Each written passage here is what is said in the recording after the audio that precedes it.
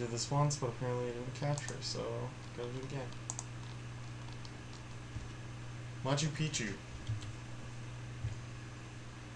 There's a picture overlooking it. Breathtaking, amazingly beautiful. Incan ruins.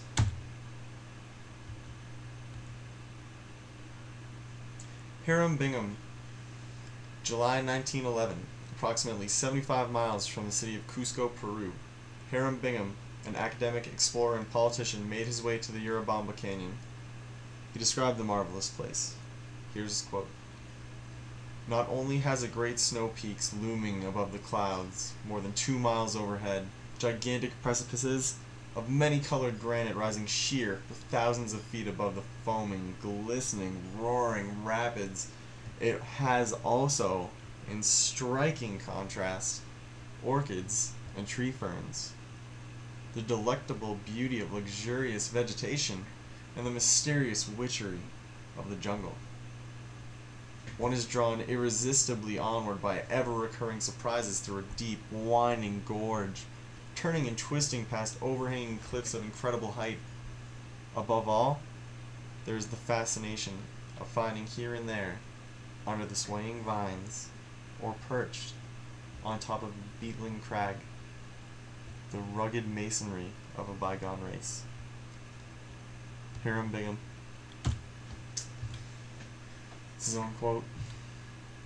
Here's another picture overlooking the ruins. Of course, it didn't look like this when he got there. It was all overgrown with vegetation.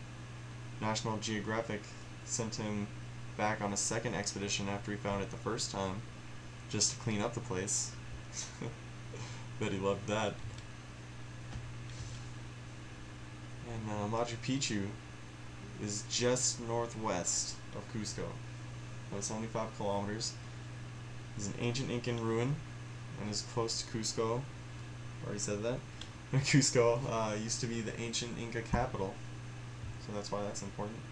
It's in South America. I don't know if I mentioned that. There's a picture of the Sun Temple and the ceremonial baths. I'll show you this again later when I just point it out as one of the major features. But every building at Machu Picchu is built with granite, one of the toughest rocks to cut, even with today's technology. To cut granite, you need a diamond-tipped blade, or you need to be really patient and chip away at it for probably a couple weeks. The Incas seem to have been master stonemasons, though, and some of their cuts were perfectly straight. It is widely believed that Machu Picchu was a royal estate, and they believe this at first. It would be used as the Inca ruler in his court as a country palace for rest, relaxation, and worship. It was not uncommon for rulers to make custom royal dwellings when they reigned.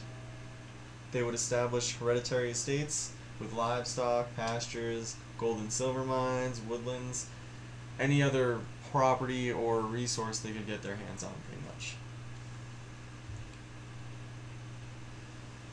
There are some other theories as to what Machu Picchu was originally built for and used for. One archaeologist, Federico Kaufmann Doig, believes that Machu Picchu was actually an administration center for agriculture, and through his research he calculated that Machu Picchu could yield 4.5 tons of maize each year to provide food for the population. To support his theory, he pointed to the many terraces that lead up to the city of Machu Picchu and all its buildings. Here's just one side of Machu Picchu.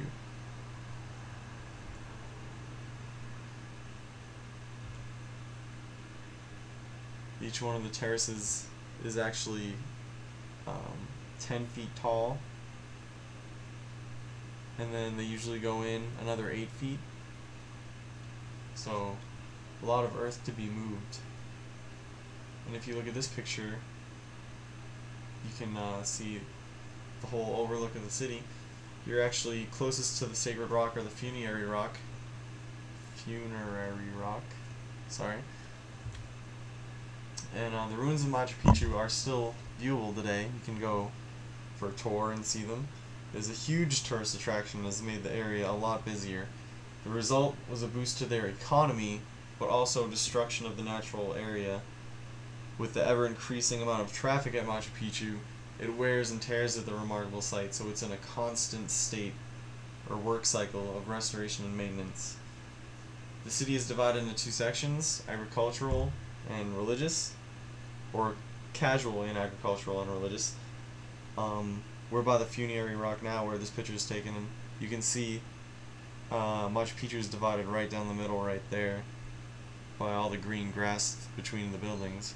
The left side is where the temples and religious facilities are, and the right side is where the more casual, agricultural, residential, everyday places are.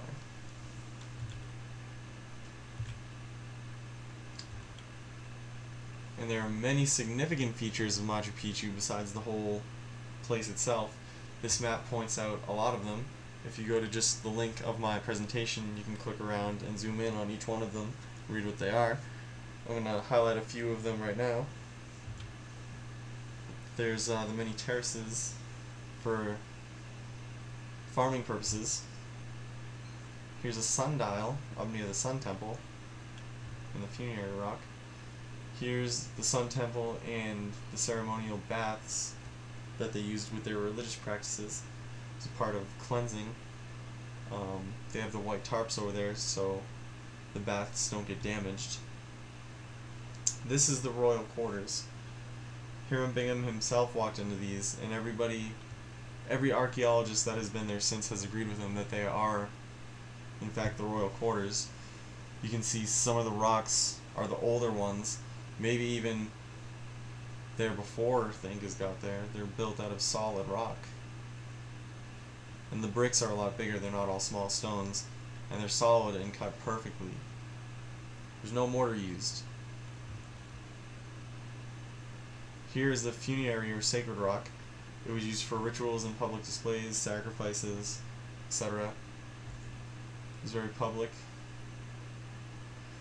Considering its location, Machu Picchu, and how few people the town could support according to the number of houses, I think it was around 750 people could live there, if you take into consider all the housing. But researchers now believe that it was an observational base as well as a religious sanctuary. They don't think it was a palace or a summer home. It was a place of religious high learning. Before that, they even thought that it was a fortress, but just given the population of 750,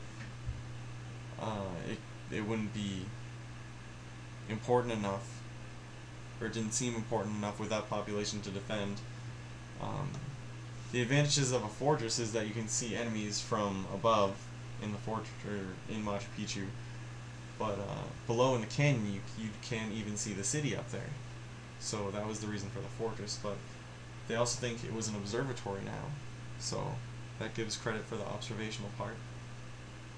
And along with the temples, backs up the religious side. So the stones the Inca used are mostly small stones that they added on to the bigger ones. More casual brick building. There are walls and stairs though that are made out of single rocks without being cut even. Most of the material is said to have been excavated from the site itself. There are still quarries there that you can see where the Incas pulled their material from. And Machu Picchu is considered a sacred place. It is part of the historical sanctuary of Machu Picchu, and that covers a 32,000-acre area in Peru. And it has been named one of the new 7 wonders of the world. And there are many mysteries still left hidden within the ruins. The structure itself has brought life and attention to Peru and the province of Cusco, and an entirely new experience for the region. Hotels have popped up almost overnight in the relative scheme of things. There's a lot more traffic, like I said before. And it is of the utmost historical and cultural importance to the people of Peru and Cusco that have lived there. Since the Inca didn't have a written language, they didn't write anything down. So the only way to learn about them is to study what little remains. Mostly Machu Picchu and other Inca ruins. It's the closest insight we get. such a great civilization. And Machu Picchu, since it is a sacred and beautiful place unlike any other on Earth, the craftsmanship stands out and places a whole testimony figures the last part of my speech. It holds testimony to how great the Inca civilization really was. To be able to build a place of higher learning and religious practice in such a harsh region and environment shows their passion in their beliefs and their lives. This place, Machu Picchu, is truly a testament to their greatness.